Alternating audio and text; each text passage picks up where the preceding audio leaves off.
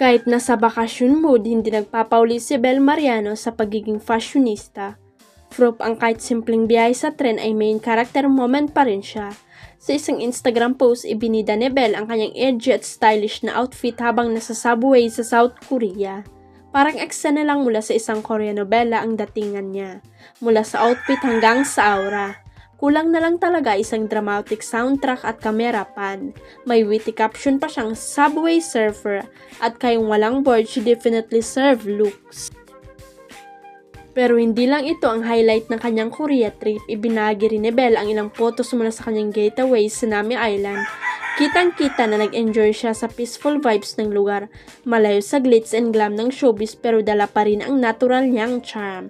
Nakakatuwang makita si Bel na nakapag-relax at nakakahanap ng time para sa sarili matapos ang sunod-sunod na project at engagement. Talagang kahit off-cam hindi pa rin nawawala ang kanyang star quality. Mariing pinabulaanan ng kapamilya aktres na si Sura Miris na namanhika na si Dominic Roque sa kanyang pamilya. Paglilinaw ng dalaga, walang bayad ng katotohanan ang naglabasang mga chika tungkol sa pamamanhika ng kanyang boyfriend na ibinase lamang sa mga pinost niyang litrato sa social media kasama ang kanyang nanay. Matagal nang magkakilala ang ina ni Su at si Dom at kuwaraw ang mga litrato nilang magkakasama sa pag-aalala sa kaarawan ng pumanaw niyang ama. Hindi yun pamamanhikan, actually nilebre niya yung pamilya ko nang mag-birthday ang tatay ko. Sobrang na-appreciate ko yung gesture niya yun and my family is getting close to him also.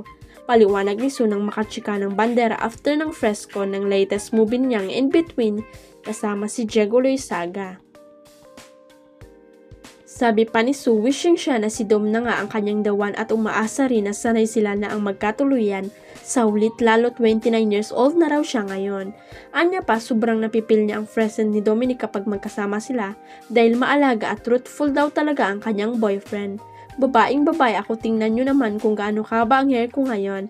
Ang natatawang sabi ni Su sabay hagod sa kanyang long and curly hair. Sobrang maalaga si Dom, I feel like a Disney princess. Sabi ko nga, parang wala naman akong kwenta. Nasama na to, parang ikaw lang lagi ang nagbibigay. Ang kinikilig pang chika ng aktres. Huwag kalimutang i-click ang subscribe button at i-ring ang notification bell para sa latest at legit chika updates.